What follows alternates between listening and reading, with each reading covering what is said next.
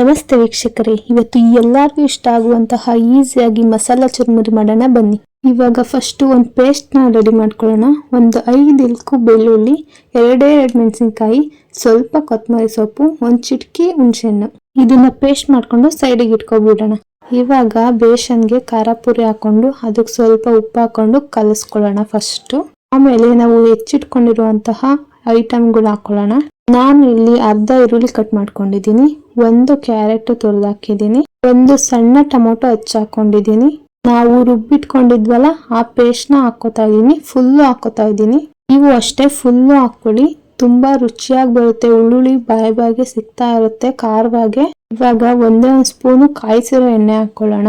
ಚುರುಮುರಿಗೆ spices ಏನು ಹಾಕೋದಿಲ್ಲ. ಈಗ ನೀಟಾಗಿ ಚೆನ್ನಾಗಿ ಕಲ್ಸ್ಕೊಬಿಡೋಣ. ಚುರುಮುರಿ ಅಂದ್ರೆ ಯಾರಿಗೆ ತಾನೇ ಇಷ್ಟ ಆಗಲ್ಲ. ಈಗ ಹೊರಗಡೆ ತಿಂತೀವಿ ಅಂದ್ರೆ 30 ರೂಪಾಯಿ ಪ್ಲೇಟ್ ಆಗುತ್ತೆ.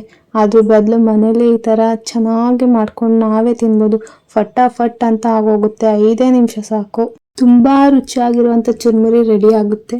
ಈ ತರ ನಿಮ್ ಮನೇಲಿ ಒಂದ್ಸಲ ಟ್ರೈ ಮಾಡಿ ನೋಡಿ, ತುಂಬಾ ರುಚಿಯಾಗಿ ಬರುತ್ತೆ. ನಿಮಗೆ ಖುಷಿ ಆಗುತ್ತೆ. ಪದೇ ಪದೇ ಇದೇ ತರ ಮಾಡ್ಕೊಂಡು ತಿಂತೀರಿ. ಇದೇ ತರ ಈಸಿ ರೆಸಿಪೀಸ್ ನಿಮಗೆ ಬೇಕು ಅಂತ ಅಂದ್ರೆ ನನ್ನ ಚಾನಲ್ನ ಸಬ್ಸ್ಕ್ರೈಬ್ ಮಾಡ್ಕೊಳ್ಳಿ, ಲೈಕ್ ಮಾಡಿ, ಶೇರ್ ಮಾಡಿ. ನಿಮಗೆ ಯಾವ ರೆಸಿಪಿ ಇಷ್ಟ ಅಂತ ಕಮೆಂಟ್ ಮಾಡಿ, ನಾನು ಆ ರೆಸಿಪಿನ ಈಸಿಯಾಗಿ ತೋರಿಸ್ತೀನಿ. Thank you.